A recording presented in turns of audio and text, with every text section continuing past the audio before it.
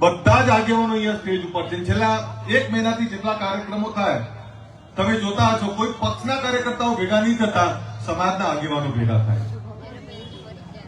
એટલે હવે તમારી જોડે કોઈ બાનું છે નહીં. અને હવે જે વાત મુકાય, સમાજની વાત મુકાય, સમાજના આગેવાનો જે વાત મૂકે એ વાતને સમર્થન કરીને વાતને સાચા અર્થમાં સાર્થક કરવા માટે મથવું પડે. હમણાં નટુજીએ શિક્ષણની વાત કરી, પણ વર્તેજી આ સમાજમાં વિચારોનું સિંચન, વિચારનું વાવેતર કરવું પડે. જે બીજા સમાજો આગળ આવ્યા એ સમાજો આગળ આવ્યાના કારણો જાણવા પડે, એનાથી પીડા ના ઉભી કરાય.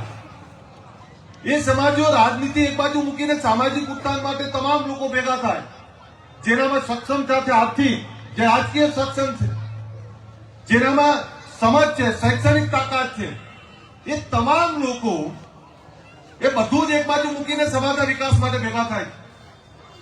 તો આપણે પણ પક્ષાપક્ષીથી એક બાજુ મૂકી અને હું મહાન છું, હું વધારે શિક્ષણ મેળવ્યું છે, મારી જોડે વધારે રૂપિયા છે, આના અહમમાંથી બહાર નીકળી અને નીચે બેઠેલો ઠાકોર એને ઉભો કઈ રીતે કરી શકાય, સમાજમાં શિક્ષણ કેવી રીતે વધારી શકાય, સમાજના કુરિવાજો કેવી રીતે દૂર કરી શકાય, સમાજને વ્યસનમુક્ત કઈ રીતે કરી શકાય, સમાજને ધંધા રોજગારની દિશા કઈ રીતે અપાય, સમાજમાં આવી દીકરીઓ જે પાયલોટ બનીને આજે તૈયાર થશે, જયપુરમાં ટ્રેનિંગ લે છે, આવનારા સમયમાં એ ફ્લાઇટ ઉડાવતા છે, એમાં અમે બધા બેઠા હશું, તમે બેઠા હશો.